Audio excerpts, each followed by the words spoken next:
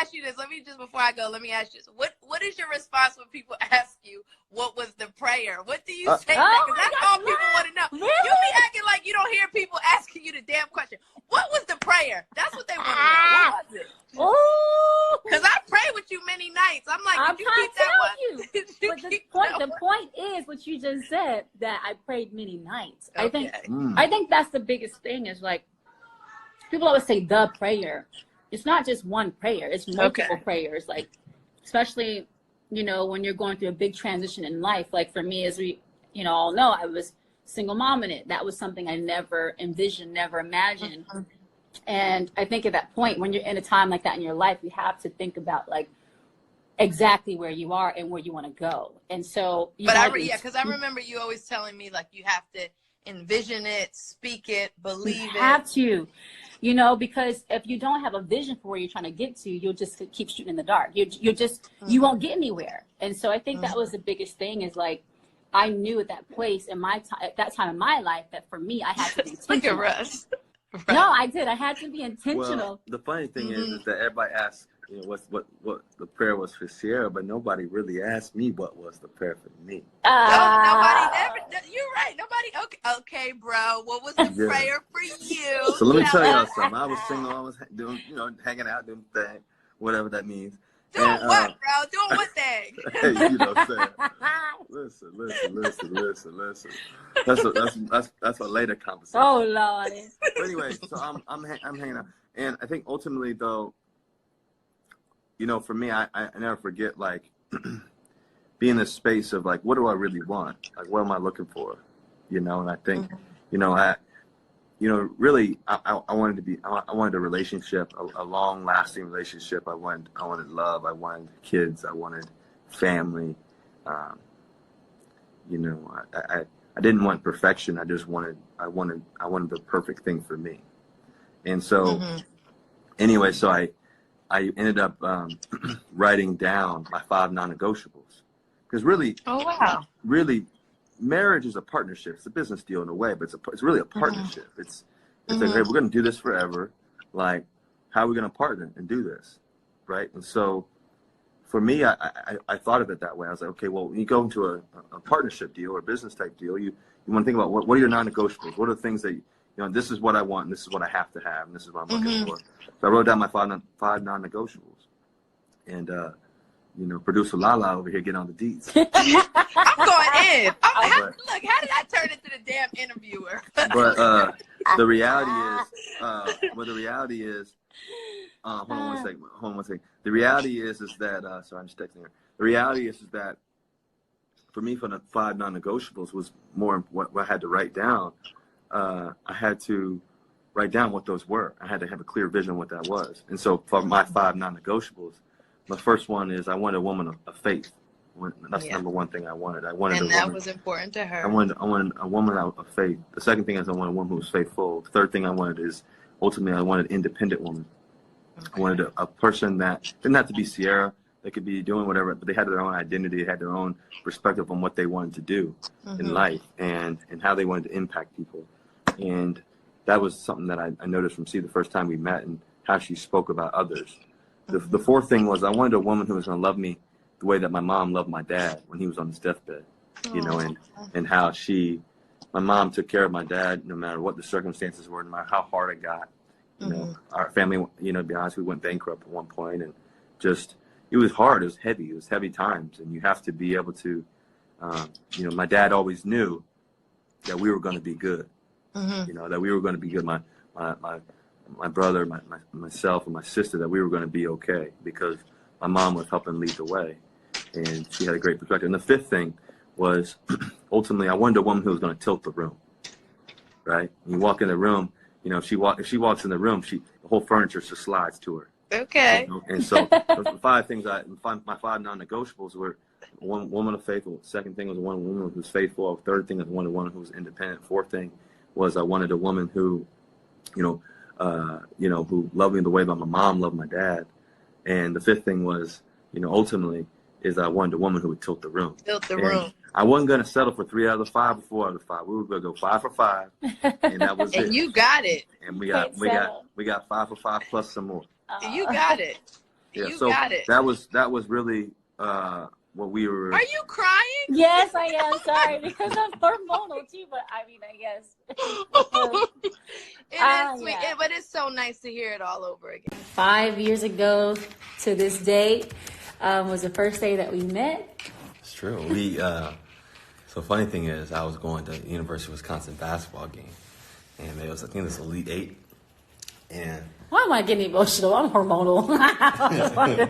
it was the Elite Eight game. I went to go see Wisconsin play, and we started talking, and sure enough, I was like, "What's up? Let's meet up. Let's link up." And I told her that we were gonna let's maybe meet up after the game and everything else. The game started at 4. We had won the game. Wisconsin did, so I was fired up about that, and she was actually watching the game. And the crazy thing is that, baby, if you remember, you told me, I was like, around 7 o'clock, I was like, hey, can we meet up around 9:30, 10? And you told me, I don't think it's gonna work. A little too late. A little too late because because I was supposed to go to dinner with some business friends and stuff like that. I was supposed to go to dinner at 7:30, and I was like, so what about 9:30, 10 o'clock? Can we meet up? And sure enough, she was like, I don't know if that's gonna work. And I'm like, hold up. I think maybe we'll, if we're just going to get together, the best time will, maybe the best time, like it will work out, And so then, sure enough, I told her that hold on a second, you gotta wait a second. So I told the people that I was talking to at the time, meeting with, let's have a dinner with them, business dinner. I told them, hey, listen, I'm gonna have to wait. Let's have dinner at 10:30. Okay, cool, because there's another basketball game. It was March Madness, and I think Kentucky or somebody was playing next, and so everybody wanted to stay and watch that anyway. So I said, let's link up in 15 minutes, and sure enough, we did, and that was it. That was a wrap. And then I completely forgot about the dinner. I completely forgot about the 10:30 dinner. Next thing I know, it was 12 o'clock, 12:30, and I was sold on you. Well, we both forgot about the dinner actually, because I told you I was supposed to go to one, right? Yeah, you were supposed to go to dinner, and then we were talking about eating and stuff, and then I guess you could say in the time of us talking, we were just talking for a long time. And sometimes when he was talking to me, I'm not going to lie, I was kind of hearing him, but I wasn't. Like the words he was saying to me was like kind of going over my head a little bit, because I was like, he's so beautiful. So I was like, he was talking, I was like, right. Yeah, but then I was like hearing him, but I wasn't hearing him. I don't normally forget about food, so. Yeah, me neither. This girl right here, I love to eat. So, so we both basically didn't eat dinner. We weren't even thinking about our bellies. We weren't in that space then. We were just having a good time. And then later on that night, in our conversation, we were talking about a burger spot that we liked. Well, the funny thing is that it's 12:30. You can go ahead and tell the story. She was 12:30. We were hungry. Well, in the conversation, we were talking about like Fat Burger and In-N-Out, and then. Which I don't know who loves In-N-Out. Which one of y'all love better? And y'all like In-N-Out? What's y'all's spot? I'm sure y'all love some In-N-Out and California people, but In-N-Out's good and all that. Yeah. But anyways, it was getting late, and it was. In-N-Out is good. I love In-N-Out. I love both. I love In-N-Out. I love Fat Burger too. I think it just depends on like what you're feeling in the moment. But we were talking about the burger places, and then Fat Burger was one of the ones we talked about. And so. Well, let's rewind a little bit. Okay, cool. Let's rewind a little bit, because what really happened, let me tell y'all what really had happened was we were over there hanging out, chilling, and so sure enough, what happened was we were talking, just mesmerized by each other. And next thing I know, it's 12:30. I'm like, oh, shoot. And the crazy thing is her dad was there, Pops was there, and obviously Little Future. So he was really young then. And so we were hanging out, having all this good time, fun. Her dad and I were cracking up, making jokes and everything else. And little story here, okay? So first of all, little insight. So she makes fun of me because I had this wallet. I had this wallet that was like this. It was janky. She says janky. I said it was necessary. I said it's a hot mess. I was single and I lost all my stuff back then, and so I had this Bible looking wallet. It had like my cards on one side and the phone on the other, and But it was, it was kind of a broke down wallet. Toe up from the floor. And the crazy thing was is that it had like holes in it. I had it for like a year or so. I was single, I was carrying that thing around. It was so anyways. Hidden trace. Yeah, so basically my car's about to fall out almost. My phone was about to fall out. But anyways, that wallet was sitting on the table, and she says to me, "You're losing." Yeah, that's what I said. You're losing. You said you're losing. I said, "Huh?" She said, "You're losing." Losing. I said, "I'm losing what?" She said, "You're losing that wallet." That wallet. I said, Her dad was right there too. I said, first of all, if you with me, you ain't never losing. Hey. Second of all, is see that's the problem. She said, what? What you mean? I said, see, you need a man that's gonna be consistent for you. See, this wallet's been consistent for me. I'm gonna have the same thing. I got my cash in my pocket. I got my cards. Things are cleared up. Ain't no problems in this wallet. You know what I'm saying? And yeah, so that's what you need in your life. You need somebody that's gonna be consistent for you. That's what y'all see. That's some of y'all girls see. When you say, what you say? Trying to go to for the flashy flash. Yeah. I said something like that. Y'all try to go for the flashy flash. See, you need somebody that's gonna steady, be consistent. You're gonna need steady Eddie for you. Yeah, that's what she I'm said. gonna be steady Eddie for you. You're gonna have that wallet. When he said that in my head, I was like, oh, okay. Mm-hmm. I see how you talking. Okay. Mm-hmm. I'm just telling y'all, ladies. I'm just telling y'all, fellas. You gotta talk to them like that. You gotta let them know what it's gonna be. You can't be. We can't be stepping in this thing with no confidence. You know what I'm saying? You got to be in there confident. You got to know what you want. Got to know what you need.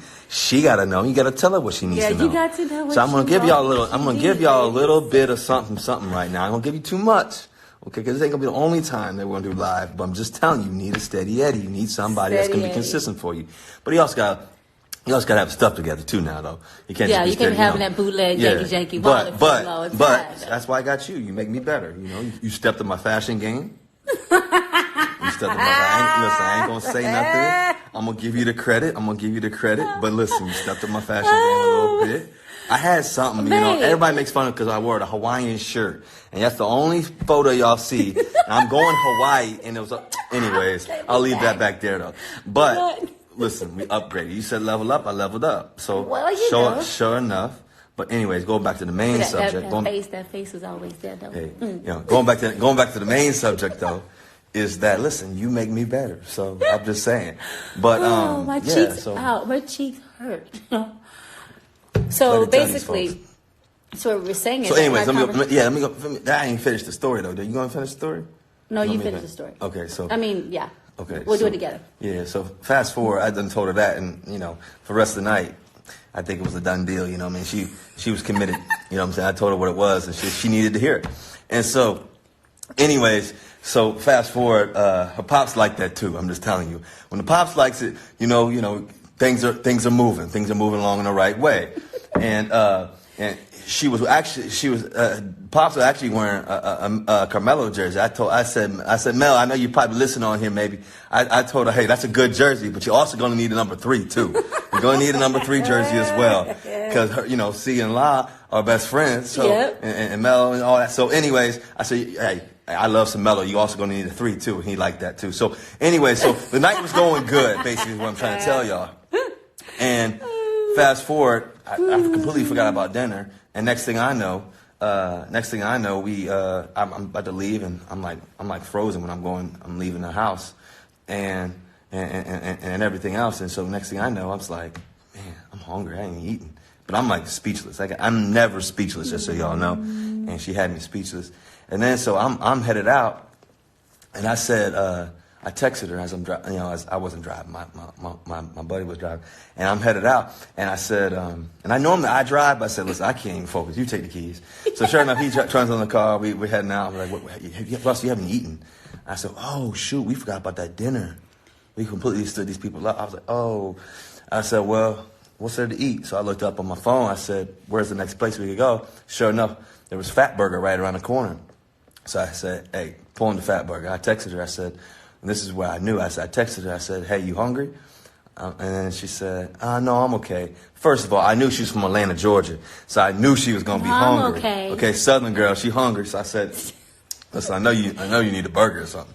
So I was trying to be, yeah. Keep it cute. She was from Atlanta. I'm from the South, too, so it was all good. You gotta keep it cute. I told her, I said, listen, I'm going to get a cheeseburger. I'm going to get a double cheeseburger with only ketchup. You want something, I'll get something for you. And she said, what? And then she says to me, I want a double cheeseburger, only ketchup too. That's what With cheese. That's what I normally get. American Yeah, cheese. double cheese, Yeah. cheeseburger, double cheeseburger. Yeah. So anyways, I said, you're kidding me. That's the same thing I get every time. And so when I knew she wanted the same thing, because I don't like all the extra stuff on it, I just wanted to say Keep it me, the simple. cheese, the Yeah. burger, keep it simple. I'm a I was simple, okay. simple Now girl. she done got me, and that was it. So sure enough, I got the cheeseburger, took it back to her. See, I ended up saying yes. I would like to have a cheeseburger. Yeah, and then that was pretty much it for the most part. And then so I brought the cheeseburger back, and then I was just kind of staring at her. I was like, "Is this gonna be the time that we like? Babe. Is this the time we're gonna kiss?" Or, I was thinking that in my head. I ain't gonna lie to y'all. You were thinking the same thing. Don't lie. No, it was like, okay, here we go. All right, thank you so much. I wasn't gonna kiss on the first night, so. I know, yeah, but that was kind of an interesting. I leaned in. My cheeks hurt so bad. I leaned in. I got it right about there. Real close though. Yeah, it was real close though. because I was like, that was intentional. In my head, I was not gonna lie. You know what I'm saying? Let them know. Let them know. And but the funny thing is she made me take off my shoes when I came in the house because I didn't do that. I was single times. I didn't take my shoes off. I was in my house. And You got GC man crawling all over the floor at that time. I took my shoes off. I'm sliding. And I just like shoes off. And I'm not gonna lie to y'all. So like I told you, she set up my game. I was wearing this. I forget what I was wearing. I was wearing. No, you don't. You can't forget. I can't forget. You wore. I was wearing red. I said red shirt. She says pink. It was pink. Everybody. Okay, so Barbados red. Barbados. Well, wait. If everyone, I love to see what people think. If they go look at the photo when he was proposing to me. He had on the exact same outfit that he wore the first day that we met. That was planned, fellas. And so, yeah. She didn't catch on though, but that was planned. And so if you look at that shirt, y'all tell me what color you think that shirt is. Same shirt from the day we first met, but what color you think the shirt is? The shirt is pink. It's a Barbados red. You had on pink shirt and white pants, and your hair was kind of close to this cut. Yeah, pretty much. And so what happened was I had these white socks though on. I had everything together, but I had just worked out down in San Diego, so I drove up to LA, and I wouldn't have my stuff together, guys, but I was sliding and through the kitchen and everything with my white socks on. I didn't want to be too loud.